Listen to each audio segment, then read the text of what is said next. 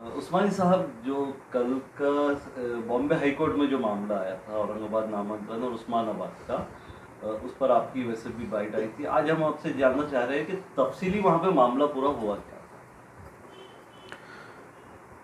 कल जो Bombay high court में जो मामला निकला, चीफ के उपाध्याय साहब और डॉक्टर जे, उनका नाम लिखा था वहाँ पे, उस पर मैंने पढ़ा था। वो दो जजेस के सामने हाई कोर्ट के वहाँ पे मामला निकला, चीफ के कोर्ट में। उसमें औरंगाबाद की तरफ से एसएस खाजी साहब जो मेरे वकील हैं वो मौजूद थे, और उस्मानाबाद की तरफ से तड़ेकर साहब मौजूद थे। दीगर जो पिटिशनर्स थे उनके एक एडवोकेट देशमुख साहब और सईद साहब थे, और इधर से मुशाला साहब और सग़ीर साहब तो मुझे नज़र नहीं आए वहाँ पे। ये लोग सब मौजूद थे वहाँ पे, और एक शायद मेरे ख्याल से सग़ीर साहब के जूनियर वहाँ मौजूद थे। इतने बाकी सारे सरकारी साइड से थे। उसमें ये देखने में आया कि ऐसा लग रहा था कि ये तारीख बढ़ जाएगी, क्योंकि केस हमने मेंशन नहीं किया था, ये शायद मेरे ख्याल से तड़ेकर साहब की तरफ से मेंशन किया गया था। बहुत सारे लोगों की ये सोच थी कि ये शायद तारीख बढ़ जाएगी और इसमें कल कुछ होगा नहीं, लेकिन काफ़ी देर तक वो कोर्ट में बहस चली। मुझे लगता है लगभग 1.5 से 2 घंटा कोर्ट ने उसमें सबकी बात सुनी, जिसमें ज़्यादातर के एसएस खाजी साहब ने काफ़ी अच्छे से कोर्ट को उसमें सारी बातों समझाई, बताई। उसमें एक बात ये निकल के आई कि सरकारी वकील की तरफ से, पक्ष की तरफ से ये कहा गया कि हमने डिस्ट्रिक्ट का और डिवीज़न का नाम अभी तक बदला नहीं, जो ऑब्जेक्शन सजेशंस हमने मंगाए हैं वो अभी तक रिव्यू में हैं, इसलिए ये सारी पिटिशंस को खारिज कर देना चाहिए। कोर्ट ने वो बात को भी सुना। साथ साथ हमारी तरफ से ये कंटेंशन था कि सिटी का नाम जो है, जो इन्होंने बदला है, वो इन्होंने सारी जो उसकी गाइडलाइंस है उसका वायलेशन किया। अभी तक जितनी भी तारीख हुई उसके अंदर सिटी के ऊपर ज़्यादा बहस नहीं हुई थी। कल पहली बार हुआ कि सिटी के ऊपर काफ़ी चर्चा हुई, औरंगाबाद शहर के ऊपर। कोर्ट ने एक बात वाजे की कि भाई जब डिस्ट्रिक्ट और डिवीज़न का नाम, अभी उसके ऊपर कोई फाइनल नोटिफिकेशन निकला ही नहीं, सरकारी वकील की तरफ से ये रखा गया कि हमने ये ड्राफ्ट नोटिफिकेशन रखा है, अभी इसको फाइनल हमने किया नहीं, अभी ये सारे अंडर रिव्यू है। कोर्ट ने ये अपनी तरफ से ये सजेशन दिया कि सारे पक्षकार जो हैं वो इसको विड्रॉ कर दें, या मैं इसको अभी प्रीमेच्योर करार देता हूँ। फिर उसमें एक बात और निकल के आई सरकारी वकील की तरफ से कि हमने तालुके का भी नाम नहीं बदला है। जो अभी हमारे सामने जो तस्वीर पेश की जा रही थी प्रशासन द्वारा कि सब बदल गया, सब बदल गया, तो कल ये थोड़ी सी बातें साफ़ हुई कि ना तालुके का नाम बदला है, ना डिस्ट्रिक्ट का नाम बदला है, और ना डिवीज़न का नाम बदला है। सिर्फ उनका कहना ये था कि हमने वो जो अपने नोटिफिकेशन के अंदर जो डाला है तालुका, डिस्ट्रिक्ट, ये आइडेंटिफिकेशन के लिए डाला है कि वो जगह कहाँ है, वो शहर कहाँ है, वो आइडेंटिफाई हो सके, इसीलिए हमने डाला है। जैसे संभाजी नगर जो वो कहते हैं, it is in the taluka Aurangabad, in the district Aurangabad, in the division Aurangabad. उसी तरीके से उस्मानाबाद तालुके के अंदर वहाँ की जो महानगर पालिका है उसको वो धाराशिव बुलाते हैं, वो उस्मानाबाद डिस्ट्रिक्ट के अंदर आता है। इस तरीके से उन्होंने कहा कि हमने सिर्फ आइडेंटिफिकेशन के लिए डाला है, हमने बदला नहीं है।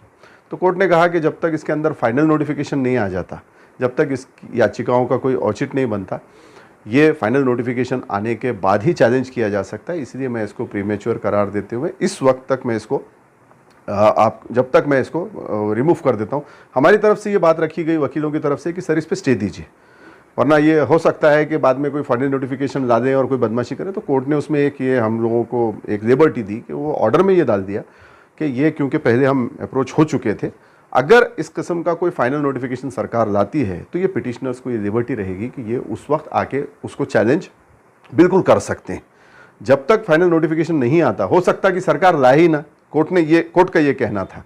तो ऐसी सूरत में उसको जब तक चैलेंज नहीं किया जा सकता। लेकिन कोर्ट ने पहली बार कल सिटी के ऊपर ज़्यादा संज्ञान लिया, जो हमारा भी इससे पहले भी कई बार मंशा थी कि सिटी की तरफ कोर्ट का ध्यान हम केंद्रित करें। कोर्ट ने यही पूछा उनसे कि ये कौन सी गाइडलाइंस थी, तो उन्होंने अपनी वो गाइडलाइंस के बारे में बताया, और वो बताने के बाद कोर्ट ने जब पढ़ा उसको, तो मुझे लगता है कि शायद कोर्ट, क्योंकि हम सामने से देख रहे थे, तो उसमें ये समझ में आया कि कोर्ट ने ये कहा कि गाइडलाइंस आपने प्रॉपर फॉलो की है, नहीं की है। सिटी का नाम जो आप कहते हैं कि आपने बदल दिया, तो वो सारे पहलुओं के ऊपर मैं चर्चा के बाद में गौर करूँगा और उसके बाद निर्णय दूंगा। इसमें एक बात यह है कि बाकी लोगों का तो मैं नहीं जानता, मेरे देखने में नहीं आया, लेकिन मेरी तरफ से एक रिप्रेजेंटेशन होम मिनिस्ट्री को पहले ही दिया गया था, जिसको उन्होंने मतलब ये जो एनओसी आई थी सेंटर में कि उसके पहले ही मेरा एक तरफ से एक उनको वो दिया गया था, जिसको डिसाइड किए बिना उन्होंने जो है तो ये एनओसी दे दी। तो ये भी एक मुद्दा रहेगा कि सब होम मिनिस्ट्री के पास हमने ऑब्जेक्शन रेस किया था, तो उसको डिसाइड किए बिना होम मिनिस्ट्री ने कैसा ये एनओसी जारी कर दी। होना तो ये चाहिए था कि वो पहले उसको डिसाइड करते। ये सारे मुद्दे हमने होम मिनिस्ट्री के सामने रेस किए थे, जो उनकी गाइडलाइंस है कि सर इसका वायलेशन हो रहा है। ये भी एक मुद्दा है। तो अभी मुझे लगता है कि अब सिटी के ऊपर अच्छे से चर्चा होगी और सिटी का इंशाल्लाह ज़रूर हमको इंसाफ मिलेगा। सिटी के हिसाब से देखा जाए तो क्या ये कल की जो तारीख रही है काफ़ी अहम रही है इस केस में, तो सिटी के नाम जो है जिसे संभाजी नगर आज बुलाया जा रहा है, छत्रपति संभाजी नगर, उस पर स्टे आया है या नहीं आया? लोगों में कंफ्यूजन है, काफ़ी ज़्यादा बयान आए हैं कि इस पर स्टे आ गया है, नाम औरंगाबाद ही रहेगा। तो सिटी की हद तक क्या हुआ है? क्या उस पर स्टे आया है कि अभी ऑफिशियली नाम क्या बुलाया जाएगा? सरकार के मुताबिक उन्होंने नाम के लिए एनओसी दे दी, स्टे कोर्ट का नहीं है, लेकिन मामला चैलेंज हो चुका है। इसका अगर मैं एक आम इंसान की ज़बान में आपको समझाने के लिए कहूँ या आपके व्यूअर्स को समझाने के लिए कहूँ तो भाई किसी ने अपने नाम की कोई फर्जी रजिस्ट्री करवा ली, उसका 7 बारे पे फेर करवा दिया और वो कह रहा है कि मैं इसका मालिक हो गया। जब आपका मामला कोर्ट में दायर हो गया तो यानी उसका जो फेरफार था या उसका म्यूटेशन था वो चैलेंज हो चुका है। कल अगर कोर्ट में ये साबित हो जाता कि ये सारे डॉक्यूमेंटेशन और प्रोसेस जो था ये फर्जी था, तो वापस पुराना जो नाम रहेगा वो रीइंस्टेट होगा, वो फिर से आएगा पुराना नाम। उसी तरीके का ये केस है कि उन्होंने जो गाइडलाइंस थी उसको फॉलो नहीं किया, जो प्रोसीजर था उसको फॉलो नहीं किया। सारी बातें हम अभी ऑन कैमरा नहीं बोल सकते, बहुत सारे इसके जो मुद्दे हैं वो कोर्ट में बहस के दौरान आएंगे, लेकिन उन्होंने प्रोसीजर फॉलो नहीं किया है। एक सीधी सीधी बात ये है। और ये जो नाम उन्होंने बदला है, जब कोर्ट के समझ में ये बात सामने आ जाएगी, ध्यान में आ जाएगी कि इन्होंने ये तो प्रोसीजर फॉलो किए बिना ये सारा किया है, तो उसको रिवर्स होना ही है फिर उस चीज़ को। सेंट्रल गवर्नमेंट की जो एनओसी थी छत्रपति संभाजी नगर शहर के लिए और डिस्ट्रिक्ट औरंगाबाद, लेकिन स्टेट गवर्नमेंट ने उसके बाद 4 कदम आगे चलते हुए पूरे विभाग तक CSN कर दिया था। तो क्या वो मायने रखता कोर्ट में? सेंट्रल गवर्नमेंट की एनओसी जितनी मैंने देखी है वो डिस्ट्रिक्ट के लिए नहीं थी, उसमें कहीं भी डिस्ट्रिक्ट का उल्लेख नहीं किया हुआ है।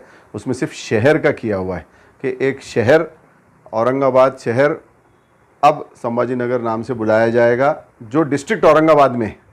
कल सरकारी वकील ने एक कदम आगे जाके उसमें ये बात की कि मैं ये बात साफ कर देता हूँ कि हमने तालुके का भी नाम नहीं बदला। ये सराफ साहब जो अटॉर्नी जनरल हैं AG, ये उनका बयान था कोर्ट के अंदर कि हमने तो इसीलिए जो हमने अभी ऑर्डर की कॉपी मेरे पास आई नहीं, लेकिन जो ऑर्डर जज साहब डिक्टेट कर रहे थे उसमें तालुका औरंगाबाद का भी लफ्ज़ डाला गया कि तालुके का भी नाम नहीं बदला है। यानी आप इसको समझ लीजिए कि जो महानगर पालिका क्षेत्र है, सरकार के मुताबिक सिर्फ हमने उसका नाम चेंज किया है, हमने तालुका का यानी ग्रामीण का भी नाम नहीं चेंज किया। कि औरंगाबाद तालुके के अंदर आउट ऑफ कॉरपोरेशन जितने विलेजेस आते हैं वो भी औरंगाबाद तालुके के अंदर ही माने जाएंगे। सिर्फ महानगर पालिका का नाम इन्होंने बदला है, ऐसा कल सारी बहस में से समझ में आया उनके। स्टेट गवर्नमेंट का भी था ना नोटिफिकेशन सेंट्रल के बाद? स्टेट ने जो नोटिफिकेशन निकाला था, मुझे लगता है कि उन्होंने अपने पावर्स को एक्सीड करके एक्ट अपॉन ज़्यादा एक कदम आगे ले लिया था। सेंटर की जो एनओसी थी वो सिर्फ और सिर्फ सिटी की थी, ना वो डिस्ट्रिक्ट की थी ना डिवीजन की थी। इन्होंने अपने पावर्स को एक्सीड किया। डिविजनल कमिश्नर में ऑब्जेक्शन फॉर्म भरा गया था, उसकी छानबीन हुई क्या वही तो बात चल रही थी कि जो ऑब्जेक्शंस आए हैं उसके ऊपर अभी तक सरकार का ये कहना था कि हमने कोई निर्णय लिया नहीं। अगर हम उसके बाद में उसको देखेंगे, छानबीन करेंगे, उसके बाद वैसे तो होना ये चाहिए कि वो लोगों को बुलाएं सुनवाई के लिए, क्योंकि लोगों ने 5 रुपए के टिकट भी लगाए हैं ऑब्जेक्शंस के ऊपर, कई लोगों ने, कुछ लोगों ने नहीं लगा। ऑप्शन वैलिड होते हैं, सिटी के लिए नहीं थे। वो जो फॉर्म्स थे उसके अंदर लोगों ने जो मैंने पढ़ा तो उसमें सिटी के लिए भी लोगों ने ऑब्जेक्शन दिया हुआ था, लेकिन सरकार की नज़र में वो डिस्ट्रिक्ट और डिवीजन रेवेन्यू एरिया के लिए होता है। रेवेन्यू एरिया के ऊपर ही हर चीज़ फॉर्म होती है। अगर कोई पुलिस स्टेशन बनता है तो वो रेवेन्यू एरिया के ऊपर बनता है, अगर कोई भी दूसरा डिपार्टमेंट बनता है वो रेवेन्यू एरिया के ऊपर बनता है। गवर्नमेंट की जो शुरुआत होती है वो स्टेटिस्टिक्स से होती है और स्टेटिस्टिक्स के बाद रेवेन्यू एरिया होता है, रेवेन्यू एरिया के ऊपर ये सारे इंस्टीट्यूशंस को कायम किया जाता है। अच्छा सर, इसमें एक सवाल था मेरा, जो आप बता रहे हैं औरंगाबाद डिवीजन के लिए ये चीज़ रोक दी गई है, वो प्रीमेच्योर है। तो जितने भी याचिकाकर्ता थे जो गए थे औरंगाबाद डिवीजन के लिए, औरंगाबाद सब डिवीजन के लिए, कि उसका नाम बदला गया, तो वो याचिका अभी वैलिड है या फिर उन्हें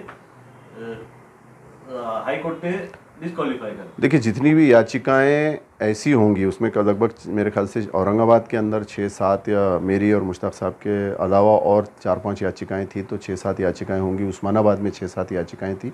जितनी भी याचिका के अंदर शहर, डिस्ट्रिक्ट, डिवीज़न ये सारा चैलेंज होगा, उसमें से सिर्फ सिटी की हद तक अभी उसको कोर्ट ने बाकी रखा है, बाकी कोर्ट ने उसको डिसमिस कर दिया है या उसको ख़त्म कर दिया है। तो जो भी याचिकाएं सिटी के कंसर्न होंगी उतनी ही बचेंगी। अगर कोई याचिका सिर्फ डिवीज़न और डिस्ट्रिक्ट को चैलेंज करने वाली होगी तो वो डिस्पोज ऑफ कर दी गई है कोर्ट की तरफ से। नहीं, और एक है उसमें कि एक लीडिंग याचिका और बाकी सप्लीमेंट, ये क्यों सवाल खड़े हो रहे थे? कल के हाई कोर्ट में भी देखा, कोई वकील जो है तो बोल रहा था कि हमारी याचिका लीड है। ये टेक्निकल बात है। इससे 2 तारीख पहले जो एक जज थे, उनका नाम था नितिन जमदार या ऐसा कुछ मुझे याद पड़ रहा है, ये हमारे जो भी आए हैं चीफ उपाध्याय साहब, इनसे पहले वो एक्टिंग चीफ थे। तो उनके सामने एक मसला ये आया था कि रोज़ रोज़ कुछ याचिकाएं दाखिल हो रही थी नई, तो उस पर थोड़ा सा वो नाराज़ हो गए थे कि ये बार बार जो याचिकाएं आ रही है इससे अदालत के जो है वो कामों में विलम्ब हो रहा है, देर हो रही है। तो उन्होंने एक सवाल ये किया था कि इतनी याचिकाओं की क्या ज़रूरत है, तो जो एक याचिका है उस्मानाबाद से रखी जाए और एक याचिका औरंगाबाद से रखी जाए, ऐसा उनका उस वक्त मत चला। जब ये मत हुआ तो वकीलों ने उसमें अपनी तरफ से प्लीड किया, हमारे भी वकील थे और भी बाकी दीगर वकील थे। वो बात सुन के उसमें उन्होंने ये कहा कि ठीक है, जो याचिका सबसे पहले दाखिल हुई होगी उस्मानाबाद में और आपके औरंगाबाद में, तो उसको हम लीड याचिका मानेंगे। बाकी वो मुद्दे जो उसमें आ चुके हैं, उस मुद्दों के अलावा जो दूसरे याचिका करता हैं वो उसके अलावा के मुद्दे आके उसमें अदालत के सामने रख सकते हैं, लेकिन वही मुद्दे रिपीट नहीं होने चाहिए कि सारे के लोग वही बातें करेंगे तो अदालत का वक्त जो है वो ज़ाया होगा। तो इसलिए उसको लीड याचिका कहा गया था। कल भी ये बात निकली तो अदालत ने ये साफ़ किया कि हम सबको सुनेंगे, सबके मुद्दों को सुनेंगे, सिर्फ मुद्दे रिपीट नहीं होने चाहिए। सर, सवाल ये है, तमाम पस मंज़र में या जैसा आपने तमाम तफसीलात जानकारी दी है, मैं बस शॉर्टली और बस खुला सवाल करूंगा ताकि आम जनता के जहन में बात क्लियर हो जाए। आज कई बसों के ऊपर, खासकर महानगर पालिका के ऊपर नाम लिखा गया, पुलिस कमिश्नर ऑफिस के ऊपर नाम लिखा गया, छत्रपति संभाजी नगर, ये तमाम पस मंज़र में कानूनी है या गैर कानूनी है? इसमें हम यही कहेंगे कि जब सेंटर की एनओसी कॉरपोरेशन के पास आई है, उसके आधार पे उन्होंने बसेस पे इस पे नाम लिख दिया। हम याचिकाकर्ता या शहर वासियों का ये मानना है कि ये बहुत जल्दबाजी की और इतनी जल्दी कॉरपोरेशन को ये सारा प्रोसेस करने की ज़रूरत नहीं थी। जब मामला अदालत में चल रहा है तो उन्होंने ये सारी जो गड़बड़ की, ऐसा लग रहा है कि कोई पॉलिटिकल मोटिव से वो लोग ये सब कर रहे थे, किसी पॉलिटिकल पार्टी के कहने पे या उसको फ़ायदा पहुंचाने के लिए, एजेंडे के लिए। लेकिन ये जो भी उन्होंने किया, मुझे लगता है कल के अदालत के जो भी अदालत में हुआ, अदालत के रवैये के बाद ये उनको काफ़ी महंगा पड़ सकता है, क्योंकि इतनी बात साफ एक याचिकाकर्ता के तौर पे, एक सोशल एक्टिविस्ट तौर पे ये कह सकता हूँ कि इन्होंने एक्ट अपॉन किया, सारा वायलेशंस किया है। जहाँ तक एक इंसानी जहन जाता है ये सब बातें कैंसिल होनी है और ये रिवर्स होना है, और ये इंशाल्लाह रिवर्स होगा तो इनको सारे बसेस पे से और पुलिस स्टेशन पे और जहाँ भी इन्होंने नाम लिखा है शहर के अंदर, ये इनको हटाना पड़ेगा। महानगर पालिका के बाहर तो ये लिख भी नहीं सकते। अगर कोई शहरी ये देखता है और ऑब्जेक्शन दाखिल करता है तो उसके ऑब्जेक्शन को गवर्नमेंट को या उसको कंसिडर करना पड़ेगा। अगर वो नहीं होता है, वो हमें ला के दे, हम उसको अपने याचिका में कंटेम्प्ट के तौर पे ऐड कर सकते हैं, कंटेम्प्ट बता सकते हैं कि कोर्ट को कि ये जब महानगर पालिका के बाहर हुआ नहीं तो ये तालुका प्लेसेस में जो नाम लिखे जा रहे हैं या ज़िले के अंदर नाम लिखे जा रहे हैं या डिवीज़न में नाम लिखा जा रहा है तो ये गलत है। शहर के अंदर उनको थोड़ी सी एक तरीके से एक वो मिला हुआ है, प्रोटेक्शन है कि उनके पास वो नोटिफिकेशन है, लेकिन वो नोटिफिकेशन भी चैलेंज है कि सेंट्रल ने क्या अपनी गाइडलाइंस को पूरी तरीके से छानबीन के कि भाई ये सही तरीके से गाइडलाइंस फॉलो हुई है या नहीं हुई, इसको देखा, गवर्नमेंट की जो भी सब भूमिका थी वो सही हुई क्या। मेरा जो ऑब्जेक्शन एक उनके पास याचिकाकर्ता के तौर पे एनओसी आने के पहले से पड़ा हुआ था, या मेरे ख्याल से एनओसी तो काफ़ी दिसंबर के बाद आई वो, लेकिन मेरा ऑब्जेक्शन अगस्त से उनके पास पड़ा हुआ था। ऑफिशियली रजिस्टर्ड पोस्ट से हमने उसको पूरा प्रोसेस के थ्रू बना के भेजा था पॉइंट वाइज, उसको उन्होंने बिल्कुल कंसिडर नहीं किया। फिर उसको निकालने के पहले ये एनओसी कैसी वो भेज सकते थे।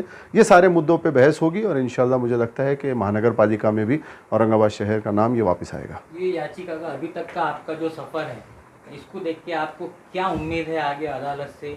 अभी तक जो डिसीजन हुए वो आपके हिसाब से हो रहे या खिलाफ जा रहे कॉन्स्टिट्यूशन के? देखिए, जब अदालती लड़ाई होती है तो हर रोज़ कुछ नया एक्सपीरियंस होता है। Ultimately what matters is outcome. किसी दिन आपको 2 घाव लगते हैं, किसी दिन आप सामने वाले पे 2 अटैक करते हैं, लेकिन लड़ाई के अंदर आखिर में ये देखा जाता है कि हमको जीत मिली या मायूसी मिली। अगर खुदा ना खास्ता किसी सूरत मायूसी मिलती है तो ऊपर के कोर्ट में जाया जा सकता है, लेकिन जितनी हमको उम्मीद है कि हमको यहीं पे इंसाफ मिलेगा इंशाअल्लाह ताला, और हमारा शहर ये फिर से तरक्की की राह पे जाएगा और उसी नाम से जाना जाएगा। सर, मेरे आखिरी सवाल इतना है कि आज कई सियासी बड़े बड़े लीडरान सियासी स्टेट से बोलिए बड़े बड़े प्रोग्राम में खुलेआम छत्रपति संभाजी नंबर का नाम को उपयोग कर रहे हैं। क्या आपको लगता है कि वो कहने के कानून का उल्लंघन कर रहे हैं? मतलब आपको लगता है सर ऐसा? अपनी अपनी जहनीत की बात है, और उनकी जहनीत, अब आपने जैसा मेरी जो पिछली पार्टी रही वो अपने आप को सेकुलर कहते हैं, लेकिन मैं आज अपने पोस्ट के ज़रिए उन लोगों को नकली सेकुलर करार देता हूँ, तो फेसबुक और सोशल मीडिया के ज़रिए। तो उनके जो अखबारात हैं या उनके जो कारोबार हैं, जो कॉलेजेस हैं, ये है, हर जगह उन्होंने नाम इतनी जल्दी में चेंज किया कि मुझे लगता है कि शायद आरएसएस के दफ्तरों ने भी नहीं चेंज किया होगा जितना सो कॉल्ड सेकुलर कांग्रेस और राष्ट्रवादी के नेताओं ने चेंज किया। तो अपनी अपनी जहनीत की बात है, लोगों ने इनकी जहनीत को समझना चाहिए, और ये कितने हमदर्द हैं इस शहर के लिए, शहरवासियों के लिए, ये बात वाज़े हो जाती है। और जो दूसरी पार्टियां अपने आप को बहुत ज़्यादा किसी एक कौम का हमदर्द बताते हैं, उन लोगों ने भी इसमें कितनी काविशें की, कितनी सही तरीके से जद्दोजहद की, वाकई में जेन्युइन एफर्ट्स लिए, वो भी साफ़ हो जाते हैं कि हमने इसमें केस किया नहीं किया और कितना इसकी आवाज़ उठाई, या इस मुद्दे को छोड़ के हम दूसरे मुद्दों पे कहीं ना कहीं चले गए। तो मुझे लगता है कि सबसे पहले तो हमारी आइडेंटिटी मैटर करती है, और हमारी आइडेंटिटी एक औरंगाबाद करके नाम से वही रहनी चाहिए। सर, सवाल ये है कि औरंगाबाद बचाओ कमेटी के, जिसको हमने आज और आपको देखा कलेक्टर ऑफिस सामने, जिसको हमारे औरंगाबाद के खास दर्जी साहब लीड कर रहे थे, मतलब काफ़ी बहुत हंगामा चला, सारी बात चली। मेरा खुला सवाल ये है कि जब बम्बई आप इतने आ रहे जा रहे हैं, क्या उनकी कमेटी की तरफ से कोई नुमाइंदा पहुंचा हो या आपके फ़ोन पर रब्ता कायम करा हो? क्योंकि लोग कह रहे हैं खुलेआम तौर से कि भाई इसमें राजनीति मत करो, तो लोग कह रहे हैं कि जब राजनीति मत करो तो फिर सबको आपको एक जगह आ जाना चाहिए। मेरा वो खुला सवाल है, इनकी तरफ से कोई मदद की पेशकश या कोई बातचीत, कोई हौसला, कोई बात, कोई तायीद या इनका कोई नुमाइंदा के साथ खड़ा हुआ था या है? मैंने अपनी तरफ से ये बात शुरू में ही सारी मीटिंग्स में वाज़े कर दी थी कि मैं किसी से कोई मदद एक्सपेक्ट नहीं करता, ना ही कबूल करूँगा। जो भी लड़ाई है मैं अपने पर्सनल अखराजात से लड़ रहा हूँ, मैंने किसी से भी बाहर कोई चंदा नहीं किया है, और हमारे घर के अंदर ही, फैमिली में ही हमने जो भी है सब हम इसको कर रहे हैं। मैंने बाहर किसी से कोई मदद नहीं दी है, और ना किसी ने उसके बाद, जैसे आपने कहा कि किसी ने कोई रब्ता भी नहीं किया, और मेरा किसी से कोई गिला भी नहीं। मेरा यही कहना है कि सब दुआ करें, हमारा शहर का नाम बचे, और कौन क्या कर रहा है क्या नहीं कर रहा है इसके बारे में हमको इस वक्त देखने की फुर्सत नहीं। हमको ये है कि हमारे शहर का नाम कैसे बच सकता है, उसी के ऊपर हमारा कॉन्सेंट्रेशन है। सर, एक आपसे सवाल ये है कि सर, जब धरने मोर्चे चल रहे थे, आंदोलन चल रहा था, तो कुछ सियासी हजरात में, बादशाह हजरात में ये चर्चा आम थी कि भाई आंदोलन से और ये मोर्चों से सरकार पे दबाव जाएगा, ये हमारी बात ऊपर तक पहुंचेगी। क्या आपको लगता है कि जो तमाम मोमेंट हो चुका, इसके असरात भी कहीं ना कहीं एक अदालती इसके ऊपर कोई महसूस किए जाएंगे कि भाई एक आम जनता रोड पे आई थी, इसके असरात मुरतब होंगे? सर, मुझे तो ऐसा कोई चीज़ अभी तक नज़र नहीं आई कि अदालत ने उस बातों का कोई संज्ञान लिया है। और गवर्नमेंट ने कितना सीरियसली लिया वो तो अभी पता नहीं, क्योंकि उनके वकील की तरफ से कहीं अदालत में ये बात बहस में नहीं आई। जो भी मुद्दा पे बहस हो रही है वो टेक्निकल बातें हैं और क़ानूनी बातें हैं जिसके ऊपर बहस चल रही है।